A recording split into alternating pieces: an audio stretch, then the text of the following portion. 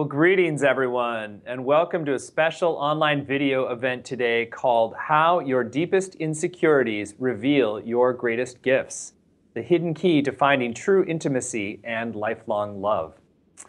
My name is Stephen Dinan. I'm the founder and CEO of the Shift Network, and I'm really thrilled to be bringing you into relationship with a truly wonderful man that came to us a number of years ago and has developed into one of our favorite faculty, who is really melds the psychological insights of a therapist with profound spiritual insights and a perspective that can really create the kind of healthy, whole love that we all yearn for. His name is Ken Page, and he has Psychology Today articles have received explosive response, and he's received amazing acclaim from places like the New York Times bestselling author and 18-time Oprah guest Harville Hendricks. Catherine Woodward Thomas, who's also a New York Times bestseller, said, "Ken Page is my new relationship guru." And he's also just an incredibly warm-hearted, very generous man who we feel very blessed to be featuring today for a very important subject, which is essentially how do we turn around the things that we think of as our greatest problems and turn them into real blessings and gifts. So welcome, Ken Page. Stephen, I'm so glad to be here. I'm always honored and delighted to teach for the Shift Network. This is my favorite large teaching experience of the year, and I'm just thrilled to be here. Wonderful. Well, I want to let folks know right up front that we've got this hour with Ken, and we're going to mine as much gold as we can from his considerable experience. But we'll also have a chance to go much deeper in an upcoming 7-week program called The Heart and Soul of True Intimacy. So we're going to share more about that towards the end of today's hour. So Ken, let's start with a bit about your journey. I think one of the things I've been most touched by is that you're so willing to be vulnerable and open about your own relationship struggle, really, that then did lead to exactly what you'd been seeking, but through a bit of a twist in how to get there. Yes, absolutely. I'd be delighted to tell a little bit about my story. Because it's a story that is the story of so many people. It's the story of hitting obstacles and caring about love so much that you find a way to get through those obstacles and around to the other side. And you find your answers and you find your path. You don't get rid of your minefields, you learn to navigate them and you learn to find the humanity in them. And when we find the humanity in our minefields, our worlds change. And that has been my journey. So growing up in the 60s as a gay man, child of Holocaust survivors are very wonderful, amazing, incredible people, but who really thought that vulnerability equaled death, because in their lives it did. And vulnerability is one of my kind of core gifts for sure. So I spent a lifetime, or an early lifetime, kind of not honoring who I was, but really looking for love and shooting myself in the foot all the way through. From elementary school, when I wanted friendship so bad, but had such a hard time with them, into my early dating years, my later dating years, my middle dating years, struggling consistently to find love and making a conscious commitment that it mattered as much to me as my life. And I was going to be humble enough to find out what I was doing wrong. And I was doing a lot wrong. And I committed to this journey of trying to understand. And at the same time, I was a psychotherapist. I was a group leader. I led workshops on intimacy and spirituality, and I kind of taught as I learned. And what I learned, which was the miracle for myself and for so many of my clients too, was that the parts of ourselves we feel the most vulnerable around, the most awkward around, the most kind of hesitant to reveal are where our soul lives. Those are nuclear places in us, and when we learn how to honor them and dignify them, our entire worlds change. So that journey, my journey to find love, because I wanted a relationship so badly, led through so many phases and so much help from so many different teachers. It led to a point where I felt called to become a father. And as a single guy, I adopted my child as an infant from Cambodia. That was a journey that was just indescribable and changed my world. And that journey led me to be at an event where I met my husband 8 years ago, who was also a dad. And this was really the relationship I dreamed of. And I tell him all the time that he's the living proof of everything I teach.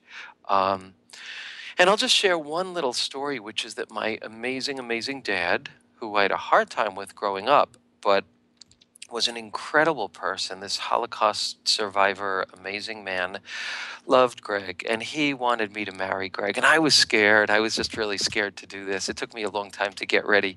And I finally was committed to doing that. And he was at that point 90, and he was consciously very close to dying. And we reached the point that we decided to get married. And my dad said, I'm waiting around for the wedding. I'll be there. But he couldn't be there. And on April 21st last year, my mom called us and she said, guys, come on over. The vigil, we have to begin the vigil. And we went to the house, and the hospice nurse said, guys, his last wish was for you to get married. Like, come on, you've got a few hours left. And we somehow rustled up a minister and decorations, and the whole family like rushed into gear. And Greg and I wrote our vows, and we were married in front of my dad as he passed. And that was a holy, holy moment. And it was a culmination of decades and decades of lonely singlehood, so much struggle, and so much learning. So I'm happy to share that story because mine was not an easy story. And for everyone who is either looking for love or in a relationship and maybe despairing of finding that depth and that passion and that spiritual bond, I just want to say again and again, openings happen as we embrace our core gifts, which is the heart of the lesson I teach. Mm. I've heard that story before, and you still brought some tears to my eyes. It's so powerful Mm, what the mm, sort of the deathbed marriage and the fulfilling this, healing this whole circle, particularly around vulnerability and love. I yeah. also just want to steer us back to that you said it's really about honoring those places of greatest vulnerability, and I think that's a really interesting. It's like one thing the term accept, like people tend to get to, oh, I accept this about myself, but there's still like an edge of judgment. There's an edge of like, well, it's not Yes. so laudable, it's not so great, but I'm going to accept that part of myself. But you go much further into really honoring and loving and seeing and celebrating the blessing in these parts that were once a shame filled source of shame. So I'd love for you to share, how do you make that pivot when you've got a lot of charge and negativity built up around some aspects of yourself? Well, that's everything we're going to be talking about tonight. This morning. So yes, yes. So that's very key, and you put your finger right on it. And of course, I have a number of things to say about that.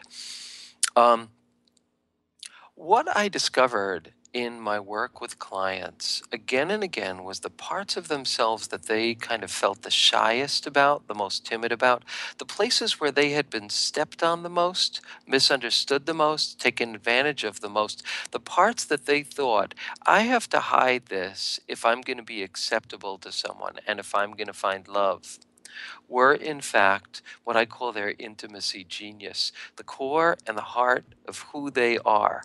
And here's the amazing thing, the degree to which, and this is a formula, this is what I call the deeper physics of love. And if nothing else comes out from this class, I hope that this is a message that people really take in. These qualities in yourself, which we're going to be talking about how to discover, these qualities, which I call your core gifts, um, the degree to which you treasure them, not accept them, but cherish and treasure them, is the degree to which love is going to begin to explode, to resonate, to open up, and to change your life. If you're single, it's the degree to which you're going to find yourself meeting and being attracted to people who love you for who you are. If you're in a relationship, as you learn to treasure these parts, that's what's going to make the rubber hit the road in terms of that deeper passion and intimacy and magic that you're seeking. So the key is to know what these parts of ourselves are and to treasure these parts of ourselves. Parts that we often thought that we needed to hide in order to find love are the absolute central key to finding that love and getting to revel in it in our lives. Mm.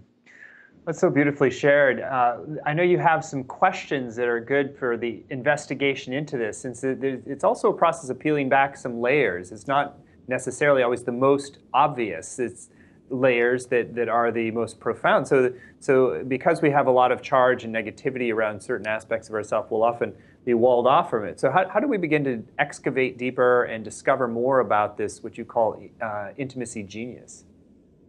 Yes, yes. Well, what I want to offer is an image that we're going to be using tonight as well as in the course, and what I use all the time. And it's a very simple image. It's an image of a target. So if you think about a target with all of these concentric rings, and you picture that the bullseye is your most authentic self. And that self is not a simple thing. That it's infinite. There's a mystery there. There's a vastness. There's it's very deep. It's very intense. It's very alive. It's nuclear. And as you move out ring after ring, you become you move away from that fierce heat into cooler and cooler places. You get distanced from that part. You can become kind of cooler and more distant every rung out. And we move out because we can't bear the nuclear heat of our authentic self and our core gifts. But the further out we move, the further we move away from the heat and the power and the magic of that part of ourselves. So most of us protect ourselves by moving out, and most of what we learn in order to find love are kind of tricks and gimmicks to be cool, to be confident, to be sexy, to be all these different things that kind of to play hard to get, that move us away from that central core. So if you think of your journey, your intimacy journey, as the journey to learn to bear and express what's in the center with bravery and generosity, then you will understand what your true intimacy journey is. And when you get into those inner circles, there's a glow that you'll experience. I'll tell you some of the things that happen. You feel the beating heart of your humanity. There's a sense of warmth there. Hurt hurts a little more. Joy soars a little bit more. Love kind of pounds a little bit more. And your innate originality, your genius begins to shine through. And how do you know that you're getting closer to this kind of what I call your gift zone? Well, as you get closer, you feel more real. You feel more connected to your humanity. And this thing happens that you get these kind of little bursts, these micro bursts of a need to express, to share, and to connect. And they just pulse out of us. And when you start feeling those micro bursts of creativity, of your own genius, of your warmth, of your need to be honest, of your need to be real, of your need to bond, your need to share, then you know that you are getting closer to your intimacy genius. And as you do this, as you learn, and this is what the essence of this course is going to teach you, how to be more treasuring of what's in the center, less shunning of it, more honoring, because as you do, this is an absolute promise. Your intimacy journey will turn on its head. Love will become deeper and richer for you, and your life will become richer. It's the central, holy process of intimacy that so few of us are taught. So, the Beautiful. course is going to, yes, yes. So Yeah. So circling back to that's the the essence questions, of the journey. great. I want to kind of Yes, reiterate the questions that you can ask to help you guide you into that. yes, yes. So these are three questions that you can ask, and they're fabulous questions and they're deep questions. And this is going to be part of kind of the deeper journey. Here are the questions, and I want each one of you to just think about this right now. In your life, what things fill your heart and inspire you the most in your interactions with people? Is it moments of kindness? Is it bravery of expression? Is it intimacy? Is it connectedness? What kind of things, when you walk through your day, just make your heart sing when you engage in them with people or when you see other people do them? Maybe it's art, maybe it's poetry. Just think for a moment about the things that make your heart feel the best. Those are signs of your core gifts. And if you take a day or two and notice all the things that make your heart kind of soar, that fill your heart in the presence of your interactions with people, and you kind of connect the dots, you will see a few themes emerge. And those themes will speak to what your core gifts are. So that's question one. What things in your interactions with people, with the world, fill your heart the most, matter the most to you? The second question is, what things hurt your heart the most? What things, when you see them, kind of knock you down at your knees?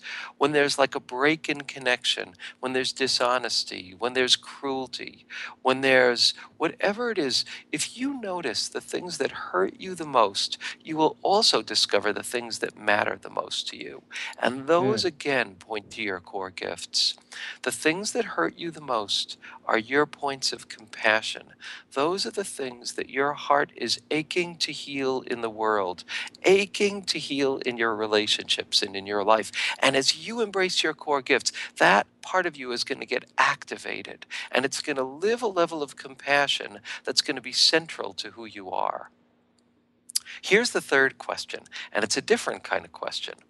What parts of yourself are you kind of most timid or shy to reveal in your relationships with people? If you're single in your dating life, if you're in a relationship with your loved one, and in any case with the people who you're close to, just take a minute and think, what attributes is there? Maybe a tenderness. Usually these attributes fall into one of two categories: qualities of tenderness that we feel ashamed of because they're so tender, but they're holy, or qualities of fierceness and intensity that we've maybe gotten in trouble for. That's a one way that you know your core gifts. They're things you've gotten in trouble for in your life Mm. because your core gifts hold genius, and genius is not an easy thing for the world to bear. They're like shards of God inside you. They're almost too big to fit. So we try to domesticate these parts of ourselves, but genius domesticated is genius lost. And the true process of intimacy is to kind of find that deep fierceness, that deep tenderness that marks who you are, that you may have been shy to reveal, and lead with it and dignify it. And when you do, there is no choice but for your intimacy life to open up like a flower. It has to happen. Hmm. I love your poetic language. It's clear that you're speaking this straight from the heart and from your own experience. Love to share Hmm. a little bit more about the practice of this. So I think that most people who are hearing this would resonate. There's a kind of relaxation of recognition of, wow, yes, this is true. And then you get in the heat of the moment, you tend to clam right back up. And the very things that have been, through life experience, harmed in some way or have gotten you into trouble, those then they'll tend to, our automatic defenses go back into place. So how do you make it a practice to start to keep unraveling, keep opening into these places, even when the heat gets turned up a bit? Mm.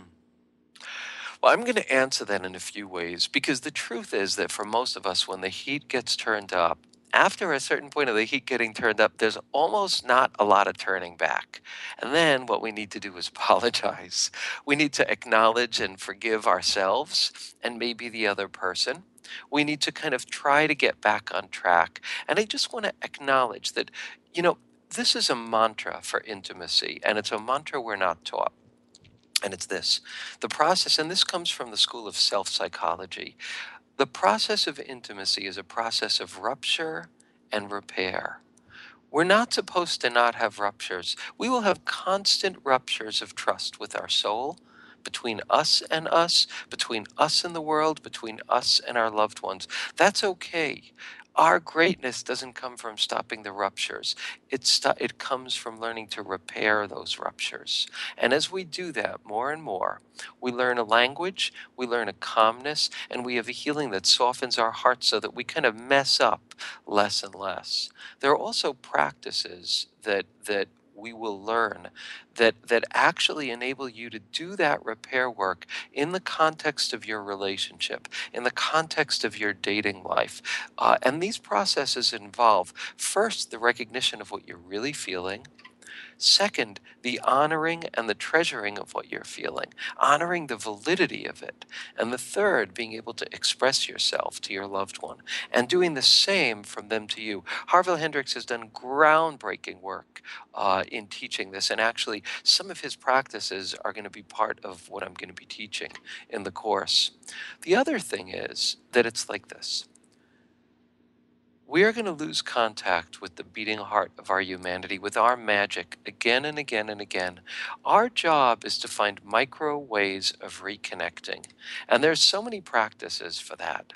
And the simplest practice is just it's something you could do kind of automatically. As you get to know your core gifts, as you get to know this beating heart of your humanity, which each one of you does know, you could do a really quick thing where you just become that person inside and say, "What is my heart telling me?" And you will actually get instructions. We'll talk more about that later, but it's a simple process that you can do in the moment to bypass the defenses and go right back to the core. Because just to say one more thing about that, if you think of that target image and turn that target into a maze, that's what our lives and our intimacy journeys are like. Like you picture a maze, you hit obstacles and you have to try and find another way and another way. That's what the journey is like to our core gifts. But there is a trick where you can cheat at a maze. And the way you cheat at a maze is you take your pencil and you don't start from the outside. You start from the center. You go right to the center, the bullseye, and then you instantly know how to work your way out. By again and again finding moments of intimacy with your core, you will find your genius at getting out of the million traps that life creates for you, pulling you away from your intimacy. That's a magic path. The more intimacy you give yourself with your core, the more you're going to know how to get out of your own minefields. Nice, nice. The next area that I'd love to talk a little bit more about, you've alluded to a bit, is the passion for deeper intimacy. This is sometimes just the sheer desire, the hunger for it. People can start to block and deny in different ways, and judge that somehow it's like, oh, I shouldn't want that, or get all Buddhist and say I should just be above that, or just the trying to disengage from the desire. And yet, I think you do a nice pivot where it's really that's the fuel to help keep opening this new terrain up, and also helps lead you in the right direction of your core gifts. So I'd love you to share more about that. I'd love to. I'd love to, because one of the most terrible and damaging and silly myths that we get taught is this concept that, oh, if you find romantic love, that's great. And if not, you should just love and accept yourself enough to be just fine anyway. Well, that is not true. That is not how we're built. Intimacy is oxygen for us. Without intimacy, we wither. We begin to wither away. So, what I want to say to each one of you is, contrary to what you've been told, your longing for love is not weakness. It's not codependency. It's wisdom. Those of you who are here because you care enough to learn the deeper lessons of love, you're the wise ones. You're the ones who are going to find that deeper and richer love. You're the ones who are not going to give up with half love. You're going to keep looking and keep trying. So, loneliness is one of the greatest pains there is. And loneliness is a stealth pain, meaning that it hurts so much that we block it and we find ways to go around it. But then that kind of bites us in the butt. So, what I want to say to each one of you, the longing that brought you into this class is your greatest treasure. It is the fuel that's going to get you out of the gravity zone of all of those habits you've cultivated to protect yourself from the heat of love. Your longing is authentic and it's gold and it's meant to be honored. And that's not weakness, that's wisdom. Hmm. Beautiful. Let's talk a little bit about the kind of relationships we're attracted to. I think you've also been very skillful at illuminating some of the pitfalls that, as we have harness this passion and we're going deeper in this practice, doesn't always mean we're going to get attracted to people who are going to mirror that or honor that as well. So let's talk a little bit about the dance of recognizing what's real and how do we get attracted to the right people. Yes, yes. Well, here's what I want to do. I want to kind of truncate into a time release video of this deeper dating journey and what I've seen happen with the many, many people that I've worked with as a psychotherapist, uh, and in my groups and in my classes. Here's the kind of journey that people go through in this path. The first step is this understanding of core gifts, that the part of you that you have been kind of the most tender about, the most ashamed of, the part that people have maybe stepped on or dishonored or taught you not to cherish, is in fact your very soul. It's where your greatness lives. That's kind of mind boggling. Then the next step is the recognition of what your core gifts are. And then that brings up an understanding that's completely different. When you reach the point that you can recognize those core gifts and begin to treasure them, you see your relationship history in a different way. I'm going to speak about this for single people and for coupled people. At this point, people who are single and looking for a relationship start to find something amazing happen. And this is like a kind of miracle to me, and I've seen it again and again. When you start treasuring your gifts, your attractions actually begin to change. You start losing your taste for people, for what I call attractions of deprivation, where you're turned on to people because you can almost get them to commit, or almost get them to love you, or almost get them to treat you right. As you begin to cherish and honor and dignify your core gifts, you lose your taste for those people. And you find yourself gravitating more toward, and somehow, really, really, really finding people who are kinder, who honor you more, and who are more available. This is one of the greatest miracles I know in the world, how this happens. And I've seen it happen and I see it happen again and again. And that's when this journey changes and your attractions change to what I call attractions of inspiration from attractions of deprivation. I've Hmm. experienced this in my life. Countless of my students and clients have as well. Now, for those of us who are in relationships, hopefully we're in relationships that began with and hopefully still have elements of inspiration, a sense of care, a sense of safety, a sense of goodness, a sense of connection. But little by little, and Harville Hendrix, one of the greatest theorists of relationships who's been so supportive of my work, says it perfectly. This is what he says. He says it reaches a certain point in every relationship where the thing you most need from your partner is the thing that they're least able to give you. And Hmm. that's when the deep, true work of love actually begins. Because it's like going to a foreign country. You need to learn a new language, and it's the language of your partner's soul, the language of his or her fears, tenderness, hidden core gifts, shame around his or her core gifts, and you need to learn the same language of yourself. And as you begin to talk in this way with your partner, as you begin to identify the core gifts, because here's the amazing thing: our worst behaviors surround our deepest gifts. Our biggest immaturities, our deepest flaws, our most annoying qualities, all are scar tissue around our deepest tenderness and our deepest sensitivity. The minute we understand this, we say, all right, I care about this relationship. I'm going to work to unravel this with my love. And you do this with your partner, and another kind of magic happens. It's a different kind of magic. It's a magic of shedding layers of fear. It's a matter of saying, I'm gonna step aside from my selfishness, my kind of ever-present little kind of habits of selfishness, and I'm gonna learn the language of my loved one, which is so different from my language. And as you and your partner begin to share on that level, another kind of miracle happens. Your relationship becomes a greenhouse that fuels a deeper beauty in you, and it gives you a sense of strength because there is a strength. There is a strength that comes from hitting these walls with your partner and finding your way through them together, and admitting your fears, having your partner admit his or her fears, and walking through that together and building a shared language. There is nothing like that strength. And that's what sustains relationships. And that's what so few of us are taught. And without a knowledge of your core gifts and your partner's, that work is so much harder. Fantastic. Well, let's go more into the practices of that you like to work with. I think that's really key. So I think the theory makes a lot of sense, and let's talk about some of the tools that we can begin to access as we're working with what comes up in real time. Sure, sure.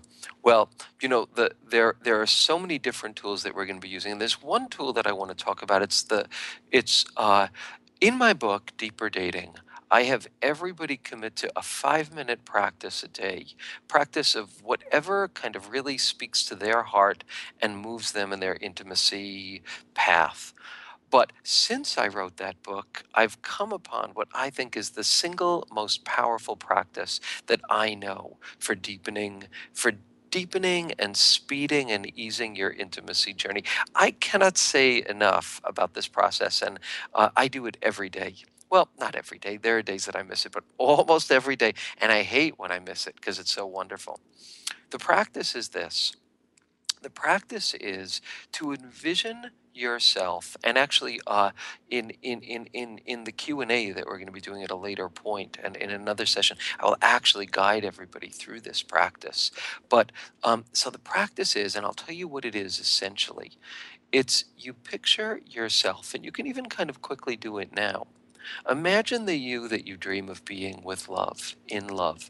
Imagine a you who accepts and cherishes those qualities that we've been talking about, who can embrace the original, unique beating heart of your humanity.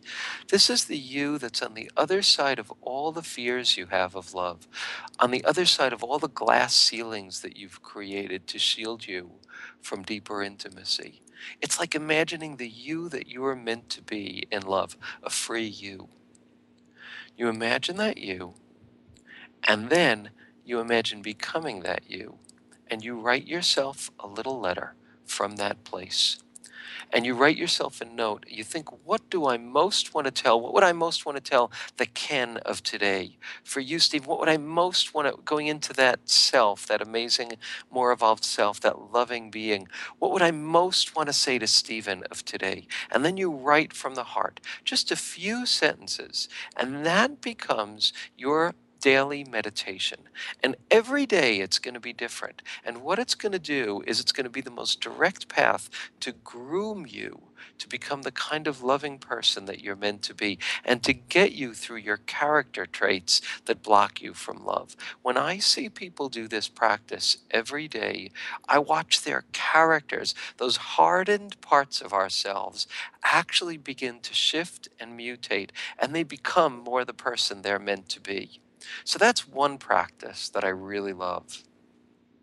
And That's there's so many fantastic. more. Yeah. Well, I mean, we have some time, so you want to share another one or two would be great too. Sure, sure. Um, this is a practice that's also really wonderful. It's something that you could do kind of at the drop of a hat. And here's what it is. This is a quick process, and it will elevate your life and elevate your being, and you will just simply love it. And it's what's called a micro meditation. And I teach lots of micro meditations because we think that we need to like do these extended sitting meditations. And I'm a serious meditator and have been for decades, but we can do micro meditations, which in some ways are even better because we don't have to get through all our obstacles. Boom, we just go right there. So, in your day to day life, you are going to have moments, and they're the moments I described before, when your heart feels touched or quickened. It might be seeing a beautiful sky. It might be touching someone's face who you love. It might be being with your child, being with a friend. It might be that wonderful feeling of sitting down with a book and a cup of coffee. It could be anything. But the next time you feel it, don't just think of it as a moment that's nice. Think of it as a portal to your soul. And stay with that moment and actually let it ripple through you.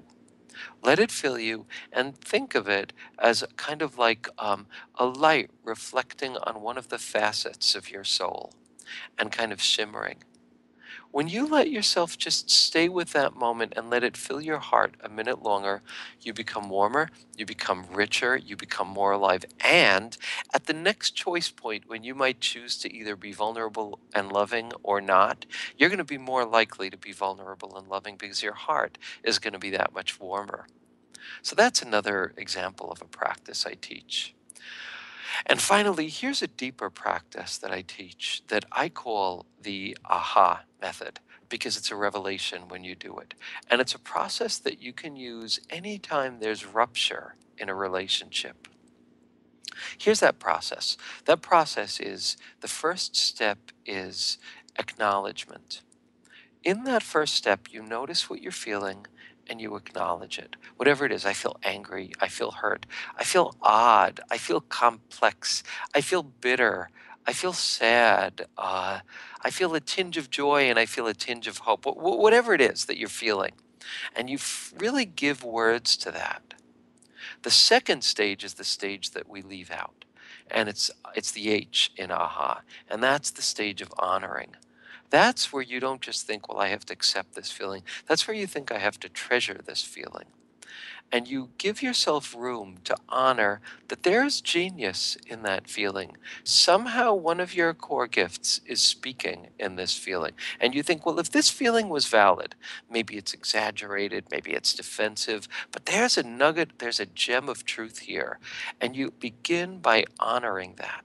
This is the missing step because everyone who tries to step over this, if you just try to acknowledge your feeling and then handle it in a loving way, you will sabotage yourself because the honoring must happen, or the kid in you will just not ever shut up. Because until he or she is listened to, you're not going to be able to step over your inner child in that way. So, this honoring, the next time you're in a conflict with someone you love or in a conflict with yourself, you stop and you say, how does this feeling have genius? How does it make sense? You practice honoring that. And then the third step is you think, what is an action that I can take with my partner, with my friend, with my date, with the world, that is an action that honors not only this part of me, but the other person. So then you do the same process with the other person. You think, what is it that they're feeling? It's hard to do this. It's so hard, but it's gold. It's gold. It's gold. And then the second one is, how could I honor this? What if I honor it? And it's this really cool feeling if you could step out of your own shoes. Again, you have to step out of a gravitational pull, out of the quicksand.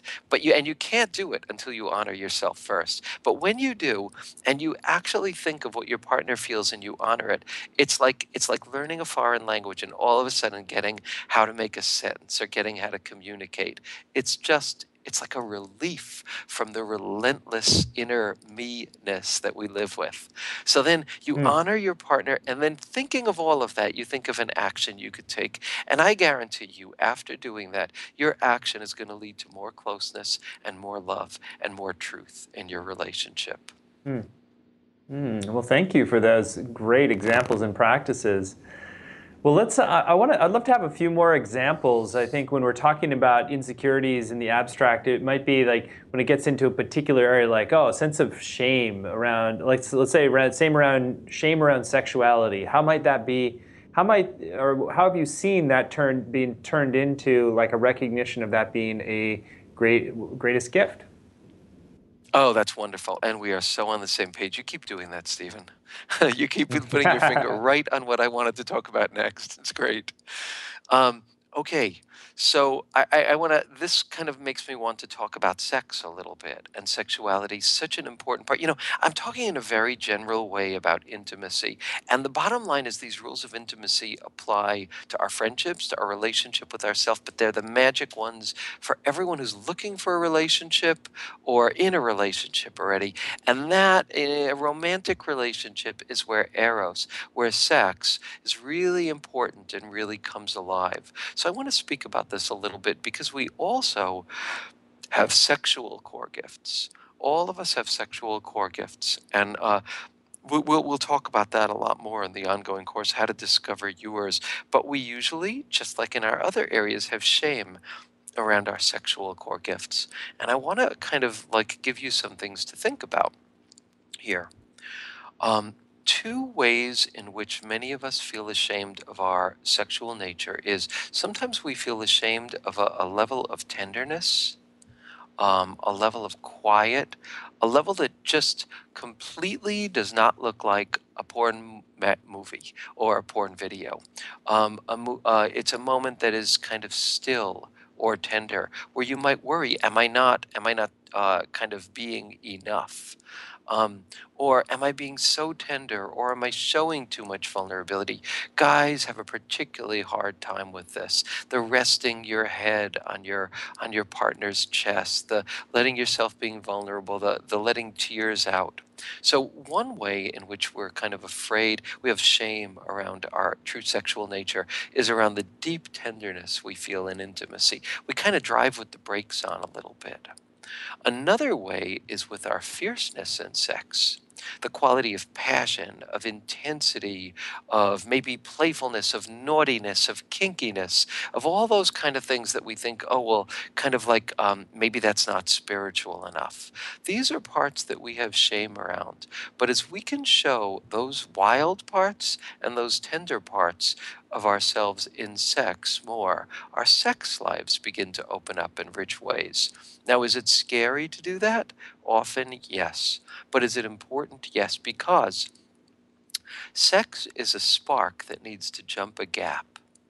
If you become too much like what you think your partner wants you to be, you will lose eros in your relationship. It's when we kind of play the edge of our deeper authenticity, always with an essential sense of safety, respect, and trust in the relationship. But when we kind of go out on a limb and expressing the scarier stuff, two things happen.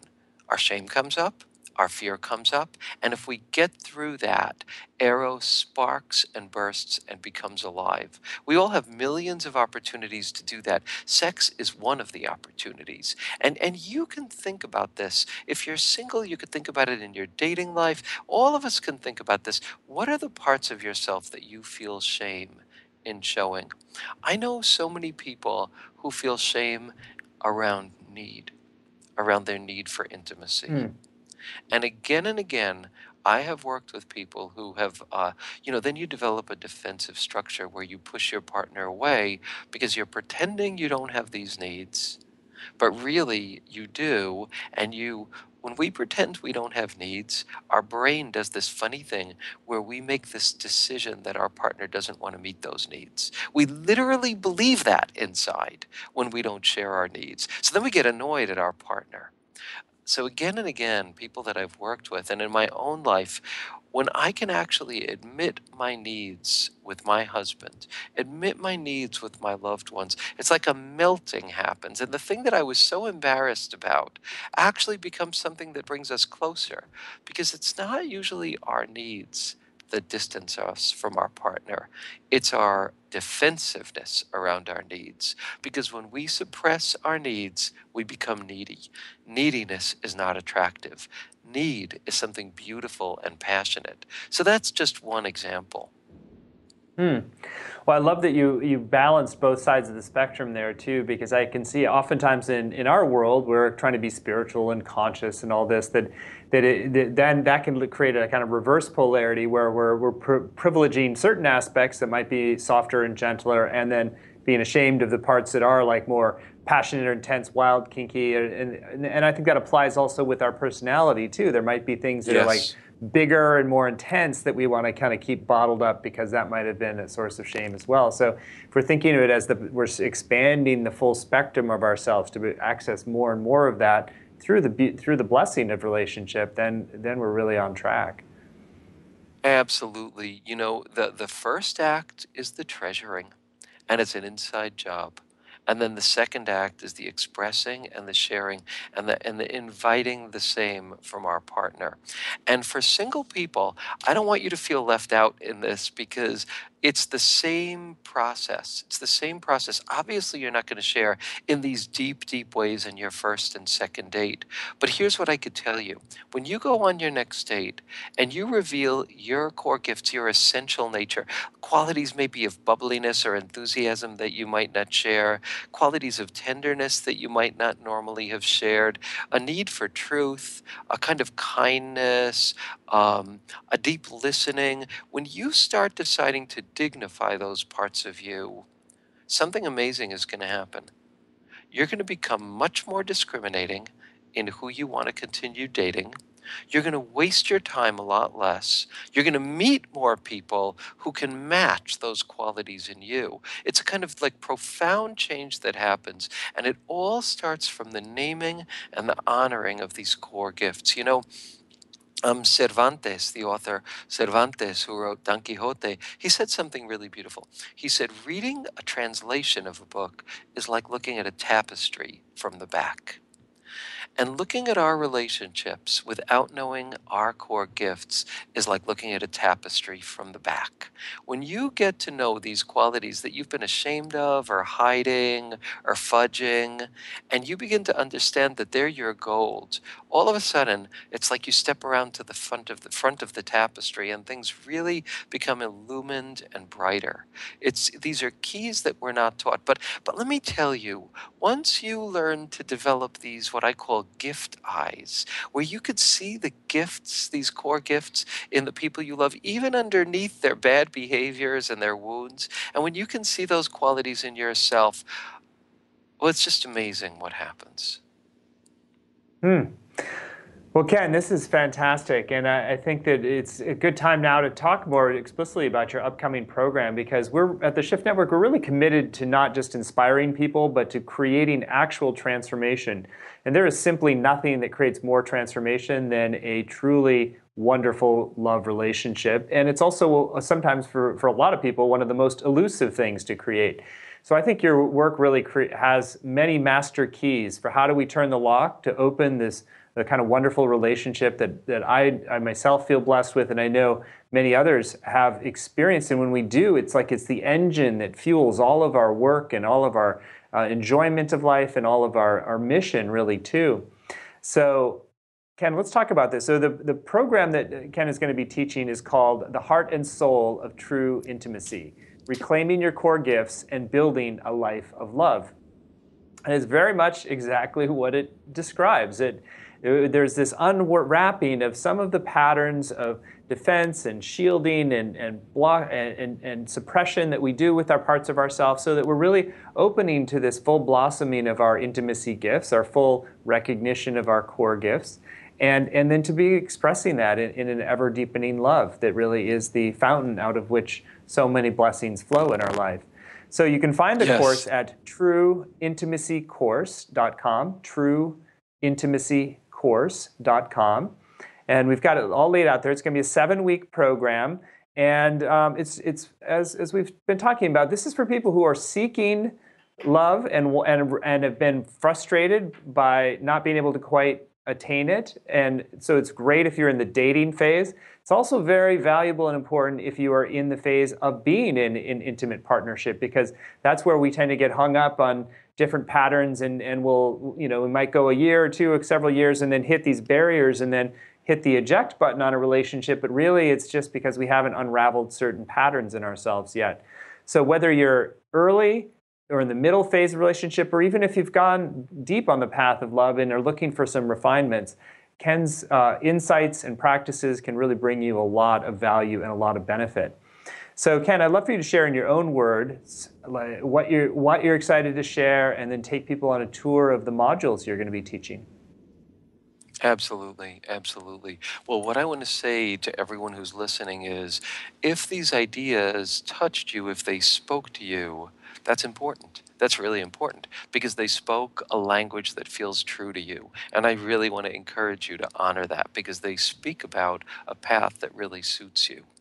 And I want to just acknowledge all of you as very special people, because you care enough to not only want love, but to be willing to do the deeper, richer work of that. You feel touched by these concepts and kind of like open to learning and growing. How is it that finding and keeping love, which is probably the absolute greatest mission of our lives, that we're not taught again and again in a million different ways these skills? It's the number one greatest life skill is intimacy. It's the most important thing. So we all need training, and we need good training. So if these ideas speak to you, I'm so happy about that. And that's a journey that I really encourage you to be on. I guess one other thing I just want to say is about the magic of an intimate relationship. And what I want to say is that something happens when you're in a loving relationship with someone. There's a kind of space that gets created it's a generative space. It's why people want to have children. It's why they want to travel together. It's why they want to do projects together. There is a generative joy that happens in that bonding that just makes the world safer and warmer and richer. And research shows that when we're in a safe, loving relationship, we are actually more willing to take risks, to have adventures, and to live a fuller, deeper life. Not to mention all the research that talks about the direct links between a healthy relationship and your overall quality of life and your quality of health. So, I don't know. I think that the intimacy journey is the greatest journey that there is. And it should be a spiritual adventure. If you are not growing into deeper joy and courage and a sense of celebration of who you are in your intimacy journey, then you are not on your right intimacy journey because those things need to be a part of it. So with that, I guess I'd like to say something about the different modules and the different stages, because this is a very kind of like well thought out stage process. And I'm going to say something about each one of the modules and then kind of what you can expect to see happen as a result of that piece of learning. Is that okay for me to move into that now, Stephen? Perfect. Yeah. Good. Okay. So in the first module, we're going to talk about the greatest key to deeper love. That is helping you to understand in a deeper way this concept of core gifts. This new understanding that the places where you might have been the most insecure, the most vulnerable, the most sensitive, the most shamed, um, maybe just the parts of you that you favored, that these parts of you that maybe you loved but you didn't know how valuable they really were, are actually your genius. They're your gold. And it's a putting those qualities front and center that changes everything. Now, when people attend kind of what you might be experiencing in this class with these ideas. When people attend this first session and get this in a deeper way, it's kind of a real aha experience. Like, do you mean the parts of myself that I've always felt kind of maybe weird or strange are different are actually holy qualities? They're qualities that I should get behind and love. That's a kind of like a total shift that is really, it's an aha kind of experience. And in that first session, you'll begin to get that and you'll begin to get a taste of what those core gifts are.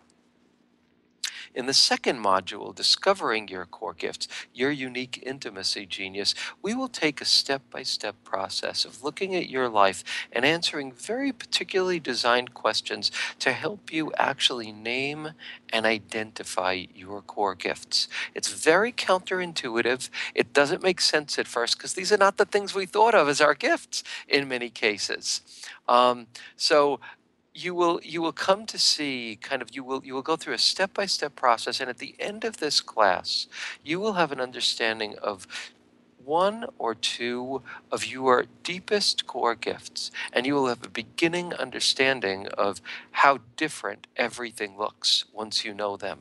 You will kind of begin to develop your own gift eyes toward yourself. You'll also be thinking about this for people you love. And if you're in a relationship, you're going to start having clicks where you say, "Oh yes, my husband, my wife, my partner, this is a core gift of theirs." So that's this deeper process. And in the end of this second module, you will say, "I am really beginning to get a sense of what my core gifts are."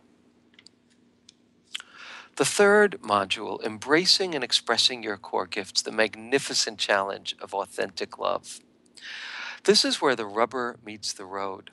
This is where you actually let your gifts start telling you what they need from you, and where we talk about the things that your gifts need from you to be able to thrive and to grow and be loved and to be empowered.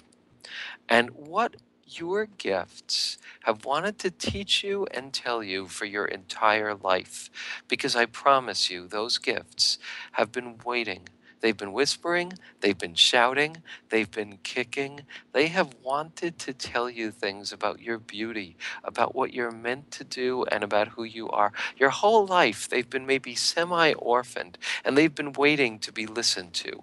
This is the stage where that starts to happen, where you begin to envision an intimacy life and a life that's guided by that nuclear stuff in your core. You're also in this stage going to be doing what I call a gift circle. It's one of the most exciting, joyful, affirming processes I know, where you'll be doing this in between sessions. But the people who know you and love you are going to actually teach you about what your core gifts are, because an amazing thing about core gifts is we cannot completely figure them out ourselves. We actually need to be instructed in our core gifts by the people who are watching us and seeing us and caring about us. That's a wonderful and exciting process that happens as a part of that third module. By the end of that third module, you will have an exciting, I call it the magnificent challenge of authentic love. You will begin to have a vision of that for yourself. By this point, you will already be experiencing, in most cases, changes in your dating life and changes in your relationships. It's almost impossible for that not to happen because this stuff is so dynamic and so beautiful and so authentic. Module 4, healing fear of intimacy and discovering your next brave step. Well, here's what I want to say about fear of intimacy. We're taught that fear of intimacy is this kind of pathology, like, oh, she has fear of intimacy, got to stay away from her. Well, here's the truth. Every one of us have fear of intimacy because love is the greatest treasure we could own, and everyone is afraid of it being stepped on, misunderstood, abandoned, betrayed, lost. We're human. The task is not to get rid of your fear of intimacy. The task is to understand your fear of intimacy and to learn to listen to it and work with it. Because at the heart of every one of your fears of intimacy is a core gift that's in terror of being stepped on, ignored, or denied. When you can recognize the core gift at the heart of that fear of intimacy, it's like kind of like a revelation when that happens. So, there's a saying, the truth will set you free, but first it'll make you miserable. I'm being honest here. This is not an easy step. It's hard to see and face and admit the ways in which we're afraid of intimacy, but it's an act of personal greatness. And when you can begin to identify your flight patterns, the way that you have fled intimacy, the way that you do flee intimacy, I'm in a wonderful marriage. I have a wonderful set of relationships, and I flee intimacy every day. My greatness, as I understand it, is that humble place where I can admit that and work on it painfully and wonderfully on a day-to-day level. So this is and when you know and recognize your fear of intimacy and your flight patterns from intimacy, when you begin to take what I call your next brave steps, your world will change. You will get rewarded. I see it again and again. When you take the brave steps of changing those patterns, doors will open. That's part of the deeper physics of intimacy. And you, when you take the step, will begin to find that happen. The fifth module, rupture and repair, building love and healing wounds. As I said, love is a process of rupture and repair. In this module, you are going to be able to learn. You look at the ongoing ruptures that you tend to have in your relationships that maybe you didn't know how to name or understand or repair. And you'll begin to learn that these can actually be repaired. And you're going to learn powerful techniques that will help you actually begin to identify rupture between you and your loved one, and begin to heal that rupture. And like I said before, when you learn how to do that, there's almost nothing that will strengthen your sense of self-worth more than knowing that you've actually been able to get through those wounds and those ruptures and build a stronger relationship. There's almost nothing better than that. The fifth stage, oh, and let me just say something here. At the end of each section, at the end of each class, there's going to be a breakout group. where people get to share about their thoughts and feelings with each other. Two of those breakout groups will actually be done differently. In one breakout group, people who are in couples will be meeting in their own breakout group, but I'm going to have a kind of mini clinic with the single people, addressing the particular issues of single people that they're experiencing on this journey. That sounds good. In another module, I'm going to be doing the same thing with people who are in couples. We'll talk more about that later, possibly. Ken, let me jump in. I feel like you've got so much that you want to share and so much to teach, and we're also running a little low on time. So I want to share a few things just on a high level about the program and really Sure. encourage people to jump in, because each module, as you can see, there's so much depth of wisdom that Ken is going to be translating. There's more that's written about it at trueintimacycourse.com, trueintimacycourse.com. On the high level, you get not only the class sessions with him, you get an online community, you get practice groups at the end of each class, you get transcripts, you get PDF word-for-word transcripts, as well as downloads. So you can really apply this at home and in your own life moving forward, as well as put into practice the many practices that Ken is going to be sharing with you.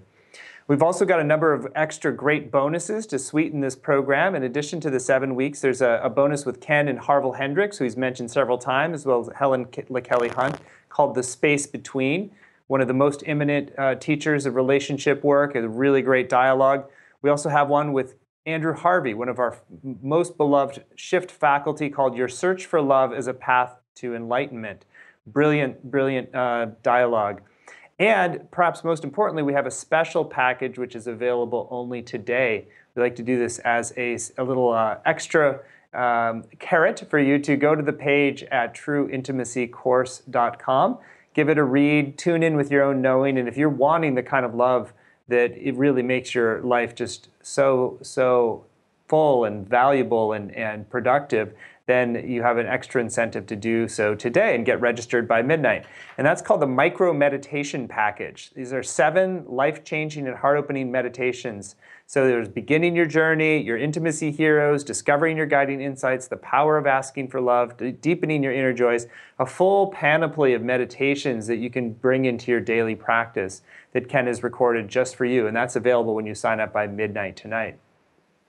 So it's a very rich, full program. We've kept it very accessible. It's just 3 payments of $109, or you can save about 10% when you pay in full at $297.